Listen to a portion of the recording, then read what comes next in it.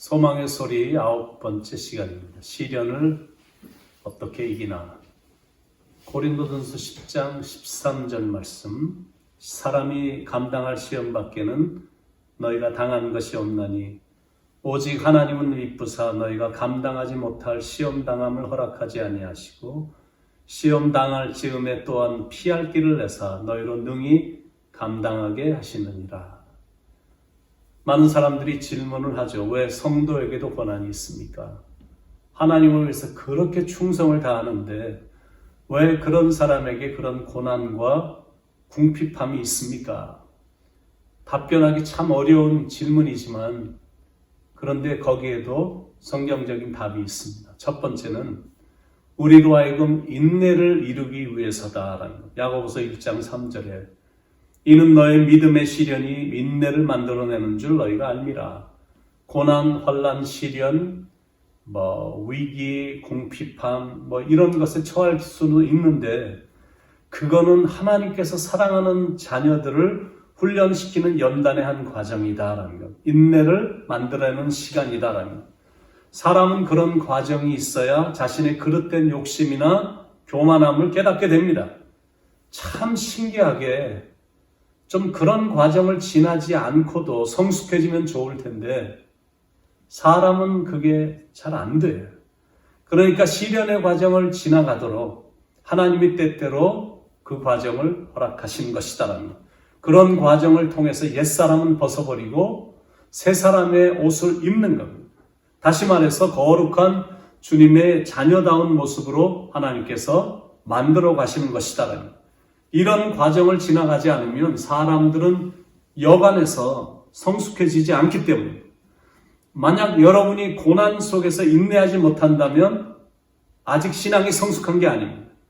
성숙한 성도는 어떤 고난에도 굴복하지 않고 어떤 시련이 와도 인내하며 끊임없이 겸손하게 나아갑니다.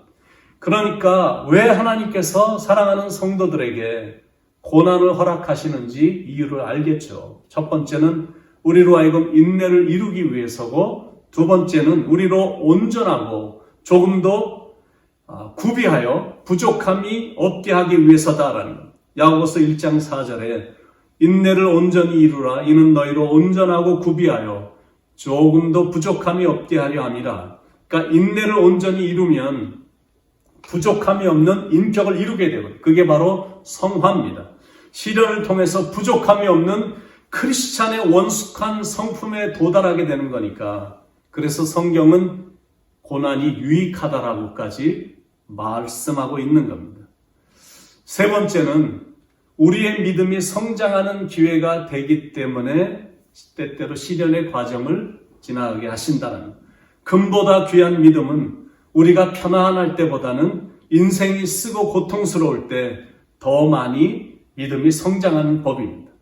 바로 그 믿음을 성장케 하기 위해서 때때로 시련을 허락하시는 것이다라는. 네 번째는 평안함과 풍성함보다 고난과 궁핍함이 오히려 더 은혜일 때가 있음을 알려주기 위해서다라는. 생활이 내가 안락해지고 또 풍요로워지면 나태와 안일함 그리고 각종 죄에 빠지기가 너무나 쉽습니다. 제가 중남미인 페루에 선교를 갔다가 거기서 선교사님을 통해서 듣게 된 말인데 한인들이 카지노에 빠져서 폐가 망신한 사람들이 그렇게 많다는 80%, 90% 막 이렇게 된다라고 말씀을 하시는 겁니다. 열심히 일을 해서 돈을 그렇게 잘 벌어놓고 이제 잘 살게 되니까 도박의 심취가 돼서 가정도 깨졌고 자기 삶들도 다 망가졌다는 것. 여러분 노아 시대라든지 노아 홍수 후라든지 폼페이라든지 로마 시대 이런 모든 것 소돔과 고모라 이런 것들이 좀 아이러니하지만 잘 살게 됨으로 윤리가 무너져 내리고 가정이 깨지면서 나라가 붕괴가 된 거예요. 그러니까 죄, 안일, 방종의 비참한 상태에 빠져서 고통하는 것보다 차라리 시련과 궁핍 속에서 내 영이 깨어있는 것이 훨씬 더 유익하고 축복인 것이다. 그게 자신에게도 좋고 가정에도 좋고 자녀들에게도 그게 유익하다는 거예요. 편안함, 풍요로움, 안락함, 내 마음속에 있는 하나님 자리를 빼앗아갑니다. 반면에 고난, 환난, 궁핍, 시련 그런 것들은 나를 하나님께로 더 가까이 나가게 합니다. 그러니까 어떤 인생이 더 좋은 인생인지 여러분들이 알겠죠. 고난과 시련은 하나님이 사랑하시기 때문에 허락하실 때가 많습니다. 우리는 고난을 원치 않지만 그렇게 살면 하나님도 잃어버릴 가능성이 있기 때문에 하나님이 고난을 허락하시는 것입니다. 그러니까 하나님의 이 깊은 마음을 이해하면 어떤 시련도 이길 수 있는 힘이 막 생겨나는 겁니다. 지금 받고 있는 고난이 결코 무의미한 것이 아님을 깨닫게 되면 이렇게 지금 경험되는 이런 시련의 상황도 실은 은혜가 되는 겁니다. 그러니까 고난과 시련과 궁핍함 앞에서 맞서 싸우며 나가는 것. 결코 고난 앞에서 힘없이 짓눌려 낙심된 채 이런 세월을 허송하지 않습니다. 그래서 어제에 이어서 하나님을 믿는 성도들은 이 시련을 어떻게 이기나. 첫 번째는 온전히 기쁘게 여김으로 이긴다 말씀드렸습니다. 야고보서 1장 2절에 내 형제들아 너희가 여러 가지 시험을 당하거든 온전히 기쁘게 여겨라.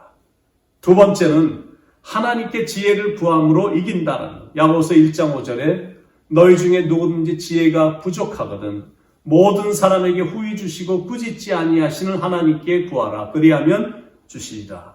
오늘은 세 번째, 하나님이 주관자이시며 주권자이심을 믿는 믿음으로 이긴다. 하나님은 우리의 삶의 방관자가 아니시거든. 사랑하는 자녀들의 고통을 보시며 즐기시는 분이 아니시다라는 말입니다.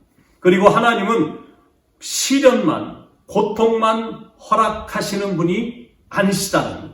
우리의 삶의 주관자가 되시고 주권자가 되신다라는 거예요. 무슨 말이냐면 그분은 우리를 보호하시고 채우시고 인도하신다는 말입니다. 하나님은 때가 되면 시련을 벗어나게 하시고 반드시 이 모든 일들을 해피 엔딩이 되게 하신다라는 거예요. 하나님은 우리를 절대로 고아처럼 그냥 내버려 두지 않으십니다. 하나님의 이 깊은 사랑을 깨닫고 강한 믿음으로 헤쳐나가면 하나님은 반드시 우리를 다시 일으켜 세워주신다라는 것. 마지막 네 번째는 어떻게 시련의 과정을 이길 수 있는가. 하나님은 감당할 고통만 주신다는 사실을 마음에 새기며 이긴다. 고린도전서 10장 13절에 사람이 감당할 시험밖에는 너희가 당한 것이 없나니 오직 하나님은 미쁘사 너희가 감당하지 못할 시험당함을 허락하지 아니하시고 시험당할 즈음에 또한 피할 길을 내사 너희로 능히 감당하게 하시느니라. 여러분 정말로 좋은 소식입니다. 하나님은 내가 감당할 수 있는 시련만 주신다라는 소식입니다. 더 이상 내가 감당할 수 없다라고 느낄 때는 피할 길을 내주셔서 우리로 하여금 이렇게 지나가게 해주신다는. 그러니까 확실히 이 과정은 훈련의 과정인 겁니다. 그리고 확실한 것은 우리의 삶의 시작을 함께 하신 하나님은 이 시련의 과정에도 함께 하시고 더 감사한 것은 이 순간뿐만이 아니라 시련이 있을 때뿐만이 아니라 세상 끝날 때까지 우리와 함께 하신다라는. 마태복음 28장 20절에 볼지어다 내가 세상 끝날 때까지 너희와 항상 함께 있으리라 하시니라. 그러니까 우리에게 이 임마누엘의 신앙만 있으면 어떤 고난도 어떤 시련도 다 이길 수 있는 겁니다. 그런데 이 사실이 안 믿어지면 시련의 과정 속에서 이스라엘 백성들처럼 온갖 추한 모습만 나오는 겁니다. 인생의 시련이라는 것이 어떤 사람에게는 연단도 되지만 시험의 올무도 됩니다. 그러니까 이 시련을 어떻게 대처하느냐에 따라 인생의 결과는 판이하게 달라집니다. 이스라엘 백성들이 출애굽을 다 했지만 다 약속의 땅 가나안 땅에 들어간 게 아니거든요. 아버지가 돌아가셨습니다. 기둥 같던 아버지가 돌아가심으로 말미암아 한 아들을 강한 사람으로 만들기도 하지만 연단으로 작용한 경우에는, 그런데 한 아들을 깡패로 만들기도 하는 겁니다. 유혹으로 작용한 경우에는 미국의 위트니 휴스턴이라고 유명한 가수가 있는데 마약으로 죽었습니다. She had 18 years old a daughter. 18살 된 딸 한 명이 있었는데 엄마의 죽음을 잘 극복하면 자기처럼 어려움에 처한 사람들을 도와주는 훌륭한 사람이 될 수 있지만 그 고난에서 헤어나지 못해서 유혹에 빠지면 엄마와 똑같이 마약 중독자가 돼서 비참한 삶으로 전락하게 되거든요. 그런데 안타깝게 그 딸은 거기서 헤어나오지 못해서 결국 자살로 인생을 마감했습니다. 그러니까 인생의 시련과 위기는 기회인 겁니다. 더 좋은 신앙인이 될 수 있는 기회도 되고 하나님을 떠나는 기회도 될 수 있는 겁니다. 그 선택이 여러분에게 달려있다는, 여러분의 선택으로 인해 하나님과 멀어지는 계기가 될 수도 있고 하나님께 가까이 나오는 기회도 될 수 있다는 겁니다. 사탄은 끊임없이 하나님의 자녀들로 하여금 불평하게 만들고 상황을 원망하게 만들고 하나님의 품성을 오해하도록 유혹합니다. 아담과 하와가 사탄의 그 음성을 듣고 유혹에 빠진 겁니다. 너더러 이 모든 실과를 먹지 말라고 했다고? 그 음성을 따라갔기 때문에 인생이 망한 겁니다. 여러분은 누구의 음성을 듣겠습니까?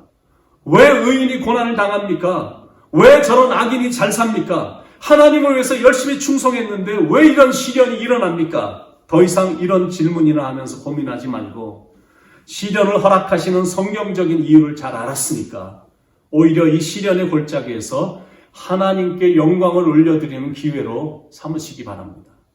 왜 나만 겪는 고난이냐고 불평하지 마세요. 여러분 불평하지 말고 고난의 뒤편에 있는 주님이 주신 축복 미리 보면서 감사하시기 바랍니다. 왜 이런 슬픔 찾아왔는지 원망하지 마세요. 원망하지 말고 내가 잃은 것보다 주님께 받은 은혜 더욱 많기 때문에 그런 사실에 감사하며 나가시기 바랍니다. 그래도 유난히 견디기 힘든 분들이 있을 텐데 견디기 힘든 지금 이 순간에도 주님이 일하고 계심을 믿기 바랍니다. 그리고 여러분 힘을 내시기 바랍니다. 힘을 내세요. 힘을 내세요. 주님이 손잡고 계시잖아요.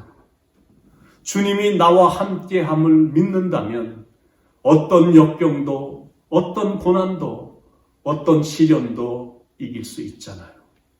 주님께서 당신의 편팔로 주님께서 당신의 의로운 오른손으로 여러분을 붙잡고 계심을 꼭 믿고 지금 지나가는 시련을 잘 이겨나가길 예수님의 능력의 이름으로 간절히 축원을 드립니다. 기도하겠습니다. 사랑하는 하나님,